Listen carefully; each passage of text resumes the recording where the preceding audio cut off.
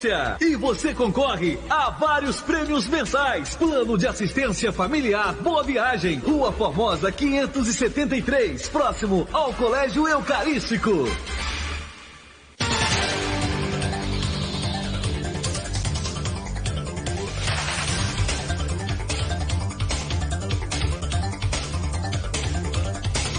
São 7h51. Voltamos com Folha no Ar, primeira edição, com a presença do jornalista Ricardo André Vasconcelos e também o Arnaldo Neto e Aloysio Abreu Barbosa. Registrar aqui melhor com o microfone ligado. Claro, sempre. Vou registrar aqui o Júlio Sérgio, além o Arnaldo registrou o Maurício Furel Batista. Tem também Arnaldo, um ouvinte ligou, falou o que aí? Ele não se identificou, ele queria participar ao vivo, pedi até para ele deixar o comentário dele nas redes sociais, falei que a gente está ao vivo aqui pelo Facebook, pedindo que sempre que tiver alguém com uma linha ideológica numa entrevista ou que tenha uma defesa de um dos lados do campo político, que no outro dia a gente traga alguém do outro lado, para fazer o contraponto. Concordo, a gente tem buscado fazer isso, né? Enfim, o Ricardo está decepcionado. Eu estou falando como uma pessoa que está preocupada com o futuro do meu país, que está vendo tudo andando para trás. Mas se isso é de viés ideológico, me desculpe. Nem desculpa, não sei nem o que é viés ideológico. Virou moda agora falar em viés ideológico, fake news, escola sem partido, fake news, ideologia de gênero. Alguém tem que explicar o que é isso. Tem um livro para cada coisa para explicar o que é isso. Estão repetindo um monte de bobagem que vê. Aliás, nós estamos vivendo no Brasil que está sendo educado pelo Facebook com pós-graduação no WhatsApp. Então é isso. E no Instagram. São as famosas Instagram. Expressões da moda. Sim, né? Mas palavras aprofunda, chiques. tem que aprofundar. Para fazer uma leitura. Que ninguém explica agora, o que é. Só para registrar a participação mais duas participações, por favor. O Júlio Sérgio, que foi o primeiro, inclusive, ouvinte a se manifestar, que é muito legal. Bom dia, estou falando de São Pedro da Aldeia, na região dos Lagos. Muito boa rádio, parabéns. Quer dizer, estamos chegando. Beleza. Nós estamos chegando muito longe. E aqui o Vitor Queiroz, o Marco, mandou aqui o promotor Vitor Queiroz, promotor estadual, que vai ser inclusive o nosso entrevistado aqui no Folha no Ar. No dia 17 de maio, ele fecha, daqui a 2 semanas ele fecha a sexta-feira, daqui a 2 semanas a rodada. Ele mandou aqui, Lewandowski foi para o Tribunal de São Paulo em 90, pelo 5º Constitucional. Era advogado. Celso de Mello era promotor em São Paulo. Alexandre de Moraes foi promotor em São Paulo, depois advogado. Marco Aurélio veio do MP do Trabalho, foi para o TRT pelo 5º. Gilmar veio do MPF. Fux e Rosa, juízes de carreira. Barroso, Fachin e Toffler eram da advocacia. Então, como Lewandowski entrou pelo 5º... Não, o 5º foi Marco Aurélio. Não, um Lewandowski. Ele fala Lewandowski aqui. No Supremo não tem 5º. Não, ele entrou no Tribunal de São Paulo. Pelo 5º, tá. Tá. Então, nenhum dos dois estava... você tinha razão, e o Ricardo também, porque, quer dizer, ele foi magistrado antes, mas ele entrou pela advocacia. Mas de fato foi magistrado antes do Mas Supremo. eu me baseei basicamente nessas notícias que os grandes jornais, de que juiz de carreira só haviam 2, o Fux e a Rosa Weber. Essa exigência de ser juiz de carreira para ser não existe. Não existe. Tem mais de 35 anos. Não é exigência nem ser formado em direito. É notório saber jurídico. Exatamente. Moral ilibado e notório saber jurídico. Ricardo já colocou aqui que não veio defender o PT, não veio levantar a bandeira do Lula livre, mas eu vou voltar em Lula só um pouquinho, um trecho da entrevista, queria ouvir a opinião de Ricardo quanto a isso. Acho que é um consenso na imprensa, principalmente com quem cobre política, que falta uma meia-culpa do PT, falta uma autocrítica do PT, uma análise mais severa. E o trecho da entrevista que o Aloysio se referiu mais cedo ao El País e a Folha de São Paulo, Lula diz que teve um erro grave, poderia ter feito a regulamentação dos meios de comunicação. Não é que foi só esse o erro grave para ele colocar em uma entrevista, quando tem a oportunidade de falar em imprensa, de falar ao país após 1 ano preso? Não, acho que não. Lógico que não foi só esse. Mas se a base da defesa deles é que não houve, por exemplo, no caso do Lula especificamente, defesa dele que não houve desvio, que ele não foi beneficiado com apartamento, nem com sítio, ele vai dizer o quê? Não, fizemos sim. É lógico que fizeram. Todos os partidos aparelharam as estatais desde que eu conheço, desde que eu vejo política. Antes era com as empreiteiras. Aliás, sempre com as empreiteiras. Ele tem que dizer, aquela frase antiga do Monteiro Lobato, ou a saúva acaba com o Brasil acaba com a saúva acaba com o Brasil. As empreiteiras são as saúvas dos anos 50 para cá. Ou até antes. Você ouve falar de empreiteira mandando no governo desde JK. Brasília. JK, se pega Getúlio, o artista do impossível. Não, mas elas a partir de Brasília elas tomam uma dimensão que elas nunca tiveram. O Rio foi uma capital construída ao longo dos tempos. Brasília foi de uma vez. Sim, então você imagina a pasta orçamentária para você construir uma capital como Brasília. Dali eles... Inclusive, e tem várias... o Gaspari fala muito isso. Financiaram a Operação Bandeirante na época da ditadura. Quer dizer, eles estão... mudam os governos, mas eles estão sempre ali. Quer dizer, o que é engraçado, e até irônico, não diria engraçado, mas irônico, financiou a Operação Bandeirante, que prendeu Dilma, torturou Dilma. E aí, Dilma no governo financiou o governo Dilma também, a reeleição de Dilma. Quer dizer, a capacidade camaleônica de você aderir, não só das empreiteiras, como dos políticos também. Né? Como é que alguém que financia minha tortura, eu vou me aliar depois essa... Tem um documentário fantástico, Cidadão Bollesen, não sei se você já ouviu falar. É o dono da Ultragás, ele era um austríaco, se não me engano. Ele foi morto pelos terroristas de esquerda na rua de São Paulo. Ele não só dava dinheiro para a Operação Bandeirante, e emprestava os carros da Ultragás para sequestrar os esquerdistas, como ia assistir a sessões de tortura. Deus me livre. Tem isso. Foi um período muito, muito, muito triste da vida nacional. Quer dizer, os empresários alguns dos empresários não se contentavam em apenas financiar aquilo que eles acreditavam que era uma guerra ideológica. Mas eles tinham prazer em participar, iam lá assistir às torturas. E ele não foi o único. Mas só documentado. Arnaldo, eu também citei entrevista de Lula. Acho que teve várias entrevistas nessa semana, assim, entrevistas interessantes que podia falar aqui. Uma semana anterior, a de Rodrigo Maia, que foi uma bela entrevista na Globo News. Teve entrevista do Paulo Guedes, né, também na semana anterior, né, sobre a reforma da Previdência, que eu acho que... Eu sei, Ricardo, que você, como servidor do federal do INSS, você não pode falar como servidor, mas eu queria que você, como cidadão, você falasse o que você acha, assim, um resumo muito rápido da reforma da Previdência. Sim, não é que eu não possa falar, eu não tenho elementos técnicos para falar. Eu tenho os elementos que eu estudo, que eu leio como qualquer cidadão, interessado, inclusive como aposentável, né? Aposentável sempre adiando que a reforma está sempre me pegando. Olha, basicamente, Previdência, ele precisa de reforma, pelo menos autuarial, de 5 anos precisa. O Itamar Franco fez a sua reforma da Previdência. O Fernando Henrique fez 2. Fernando Henrique, em 98, fator previdenciário. Criou o fator previdenciário e aumentou em 40% o tempo para aposentar. Até hoje você faz a conta assim, em 98, quantos anos faltava para você se aposentar? Faltavam 10, você trabalha mais 4.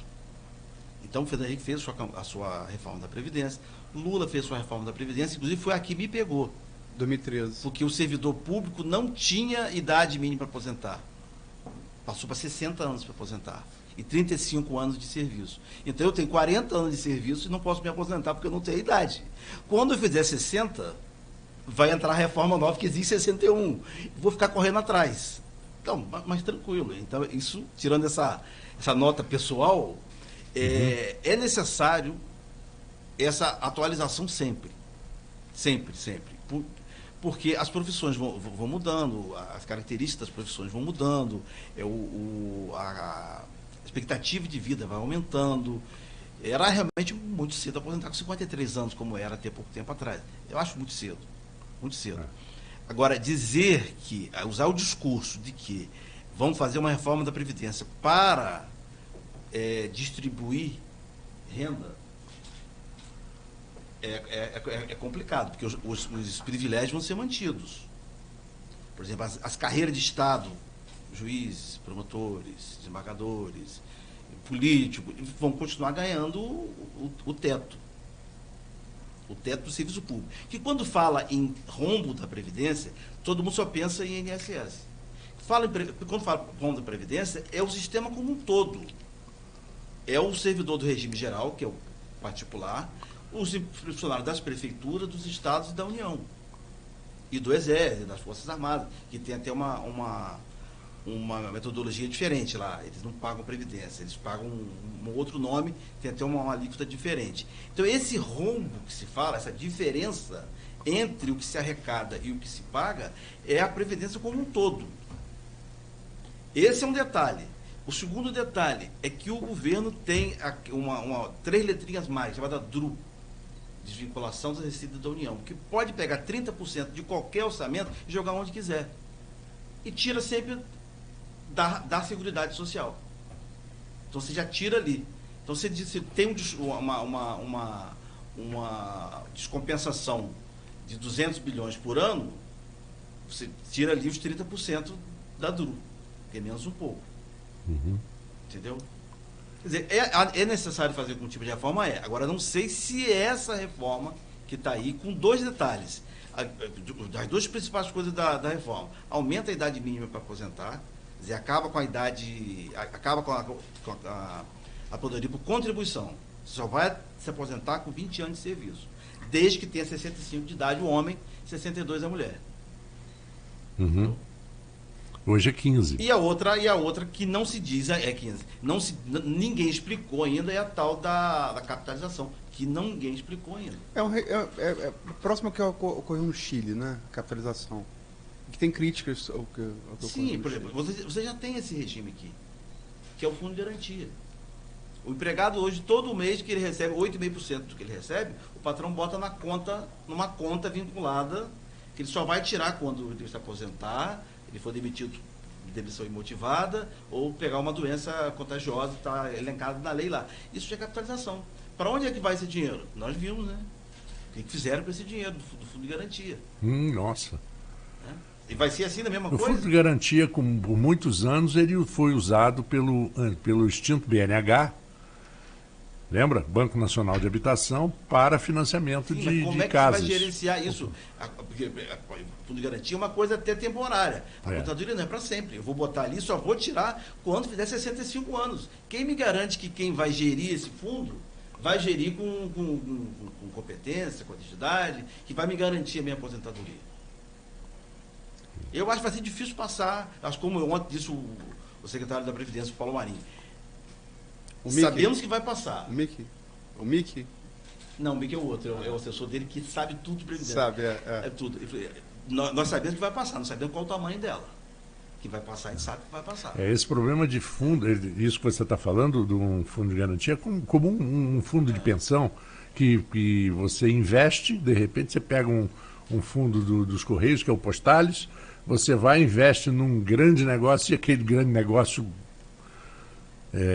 ruim, né? E arruína com o fundo de pensão do pessoal do Correio. É porque tem algumas informações que são periféricas, e a gente às vezes não olha no detalhe, né? Quer dizer, a Previdência hoje no Brasil, ela é fundamental para os municípios menores. Só para dar um exemplo, aquele município que só vive do FPM e da Fundo de Participação dos Municípios, ele recebe o valor que a Previdência transfere para os moradores por aposentadoria e pensões é muito maior do que o valor que o governo transfere de FPM. Essas pessoas que mantêm a economia das cidades pequenas. Campos, eu sabia esses dias, não sabia. No ano passado, a Previdência pagou de benefícios, aposentadoria de pensões, 1,2 bilhão, metade do orçamento de Campos. Então, se você atrasa o início do pagamento dessas aposentadorias, reajusta a menor e paga menos, vai ter um impacto absoluto na economia. Então, como é que essa economia de 1 trilhão vai gerar emprego, vai mudar o Brasil? Como? Ricardo, e falando nesses números de Previdência, muito desse repasse é do BPC e da aposentadoria rural, né, que é uma aposentadoria tem uma modalidade diferente, né, nesse tempo de contribuição. Não há contribuição. Justo. E há a proposta de mudar também. Como que se vê essas mudanças? Principalmente do BPC, que antes era atualmente é de um salário a partir de 65 anos, e a proposta é trazer para 60, 400 e depois um salário depois de 70. A proposta é cruel, né? Vai antecipar para 60, mas é só R$400. E se você quer o salário integral, só pede aos 70. É cruel. Isso é cruel, mas eu acho que já há um consenso lá na Câmara de que as duas vão cair. As duas vão cair. Vão cair. Tanto que a Joyce Hasselman disse ontem, é isso e pronto, acabou, não se mexe mais, só tira isso. Como se eles tivessem domínio da base. Nossa colega. Nossa, Joyce é nossa colega. Não, mas ela não é nossa colega, não. Ela é famosa por copiar a matéria dos outros, por plagiar. Nós não plagiamos a matéria de ninguém. Ela dá uma fonte. Mas olha só, a gente tá daqui a pouco, o Marco já deu um sinal aqui, a gente vai para o terceiro bloco. Eu podia ficar falando muita coisa aqui de nacional, mas a gente está em Campos, né? Acho que vamos começar a botar isso na roda. Estamos aí nesse véspera de ano eleitoral. Acho que, perdão, esse assunto ponto final, que eu explanei um pouco no início, meio assustado aqui, que estava acontecendo atrás de mim, aqui atrás da porta, a rádio ao vivo tem esse problema, mas como é que você está vendo esse tabuleiro aí se mexendo? Às vezes me parece que tem muito enxadrista para pouca peça, mas enfim, como é que você está vendo a perspectiva para 2020? Porque essa história de esquecido demais para falar da eleição é balela, né? Porque a eleição começa no dia seguinte da anterior, né? Você já faz uma eleição no dia seguinte e já está pensando na outra, né? É que nem carnaval, que nem desfile de carnaval. Quando mas terminou o desfile de carnaval, estão na dispersão, o carnavalesco... Mas não em Campos, né? Que tá não, aqui não tem. O carnavalesco já está pensando no enredo do ano que vem. Não é assim? Mas como é que você está vendo? Eu estou vendo com um pouco de preocupação, porque a gente vem de 2 anos e pouco de um governo que tem os seus méritos internos. Um governo que está arrumando a casa, um governo que pegou o governo anterior, dos 8 anos de Rosinha, a gente sabe como foi ali, o modus operandi dos garotinhos eu conheço de perto, de fazer, vão fazer, faz que depois ajeita. E deixa sempre muita dívida, muita coisa por fazer. Tanto que as contas não foram rejeitadas pelo Tribunal de Contas e tal. Sim, 2016. E o governo do Rafael Diniz tem uma característica técnica, mas de muito interna e pouca interface com o exterior, né?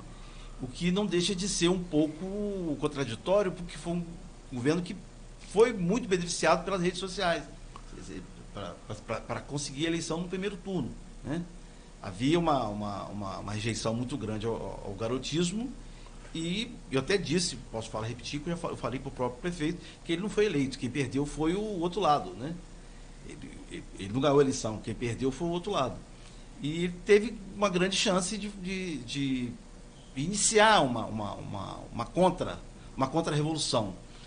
E eu acho, na minha opinião, que perde muito tempo fazendo uma coisa que é importante fazer, que é arrumar a casa, que é botar em dia. Teve aquele empréstimo que tomou muito tempo do governo para resolver aquela prova de empréstimo. Vendo o futuro. Ali não foi nem a prefeitura, quer dizer, lógico que José Paes... Não, ali eu digo porque a tese que mudou a ideia do desembargador, o Robson, Marcel Júnior, com o Marcão me apresentaram primeiro. E aí logicamente, quem sou eu? Eu sou o júri, mas eu vi a lógica da tese ali e ele falou, não, vamos apostar nisso para tentar convencer o desembargador, porque se passa o que estava pactuado no contrato, dona Dilma Rousseff, em troca do voto da ausência do voto de Clarissa, apagar das luzes, né, dona Dilma Rousseff vendeu o futuro de Campos, quer dizer, empenho até 2026 das receitas do petróleo, que o governo do Estado fez também, enfim, se passa aquilo, Campos, os termos pactados para o Garotinho, se eles são permitidos e não são revertidos no TRF2, Campos não ia ter, as pessoas não têm dimensão do que foi aquilo. Campos não ia ter dinheiro para pagar creche, escola, a insolvência do município, como é agora também essa faca deve falar dos royalties no Supremo, né? Que a gente escrevia isso quando teve a primeira... Acho que Lula vetou a distribuição dos royalties para o Brasil inteiro, foi uma iniciativa do Congresso, Lula vetou, o Congresso derrubou o veto, o governo do Estado foi o Madin, a Carmen Lúcia deu uma liminar 2013. Você fez 2013, está até hoje. E agora estou marcando para votar em dezembro. Porque eu falo que as pessoas... novembro. Me parece que... vou deixar o próximo bloco, mas você que quer, com razão, você quer encerrar. O que mais me espanta é que as pessoas... Eu vejo as reações, a pessoa não tem noção do que quase foi a Venda do Futuro, se não é reversão aos 48 do segundo tempo no TRF2, como não parece não ter noção do que será se passar... Vai ser muito pior. Vai ser muito pior. Não, é insolvência do município. Só para não deixar você sem resposta, com esse quadro de Litoral para 2020, 1 minuto só do seu intervalo, como sempre aparece esse monte de candidatos, mas acredito que vai afunilar ali entre o Rafael Diniz e entre os dois ali, herdeiros dos dois políticos mais importantes, que é o filho do Arnaldo e o filho do Garotinho. Não sei se eles vão se juntar, quem sabe. Bom, são 8h12. Vamos a um pequeno intervalo. Voltamos dentro de instantes com Folha no Ar, primeira edição. Oferecimento Laboratórios Plínio Bacelar, Clínica Proteus e Nova Canabrava. Já voltamos. 2019